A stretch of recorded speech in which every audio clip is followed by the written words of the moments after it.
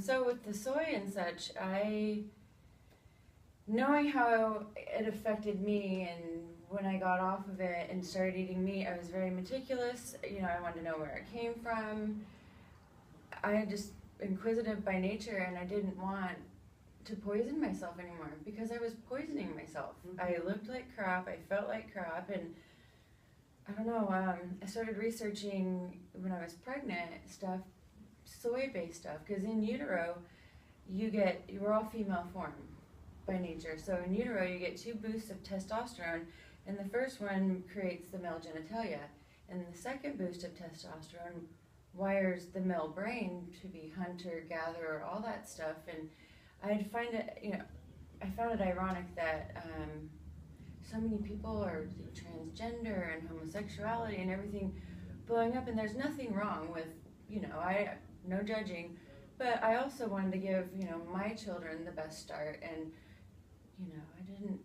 to me it was just important to know what I was putting in my body. Sure. Looking at the fillers, it's hard to, say this without sounding like, I don't want my son to be gay or it's something. Chemistry. No, but chemistry. That's what to know. Well, I don't interrupt. Okay, but I have to interrupt right here. That's why I included chapter. I know I don't want to, but I'm having to. I included chapter 6 in my book, Ecoterrorism. In my book, what I've done is it's called the Feminization of the Male Species, and I really got into this when I was doing research years ago. And in the 6th chapter, I include it's all from Europe, which I find fascinating, but it's several, they show like if these turtle eggs are exposed at the same light or the same temperature, one turns, at certain temperatures, one's female, one's male. Yes. Okay, but then we're going to do the different temperatures, but we're going to expose it to a natural phytoestrogen and a synthetic estrogen, and they both turned female. So, and then just like read chapter 6. It's like all these animals that like lesbianism, they're born with hermaphrodites. The testes are undescended. The testes aren't there. The testes are too small. They're not able, sterility out, just beyond sterile, not even getting into that discussion. And this fascinated me. I love what I do with my research. But I had no idea that plant estrogens had the same effect. And this is where it gets interesting too in chapter 6. So in 1938, I think it's Dodds, he found out, he created the first synthetic estrogen, it's DES, I believe. And he found out that it creates more binding sites. Oh, that's interesting. So the phytoestrogens aren't blocking. Mm-hmm. You're just creating more sites. I don't know if the phytoestrogen, but the synthetic, you're not blocking it. It's just going to be creating more and more and more binding sites, giving you more estrogen dominance.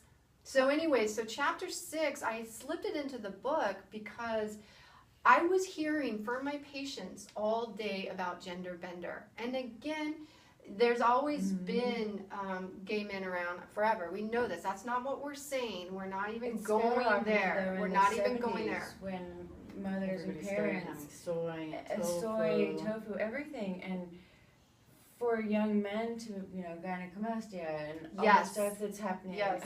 Sterility's increasing.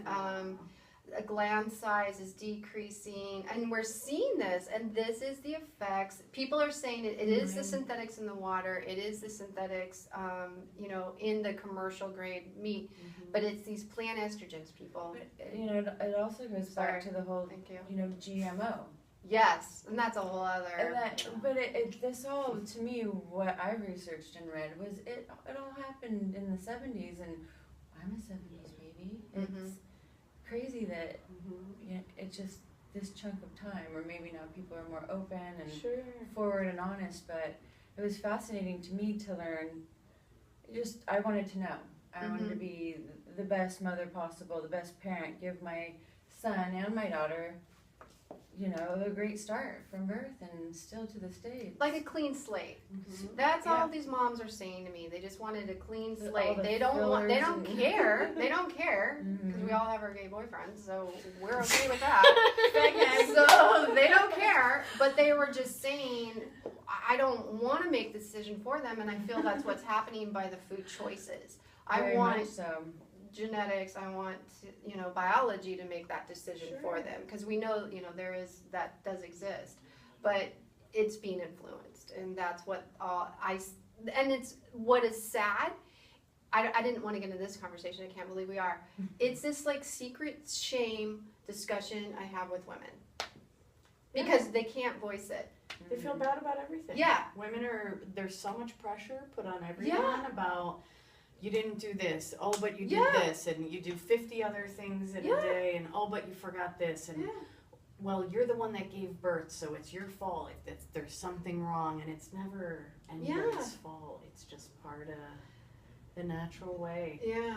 It's just absolutely fascinating. But you can do your best to Well, there's so much misinformation, but given the choice, though, why would we not choose to not only enable ourselves to be more intelligent and be proactive with our health and our breasts, and the prevalence of it is just mind-boggling. Yeah, and as we know, as you all know this, the breast cancer is increasing. I have to tell you one thing, because, flax is the new soy. That's what I'm saying. It is a lot flax of people. Flax is the new soy. It's just ridiculous where it is. So tell them what you did.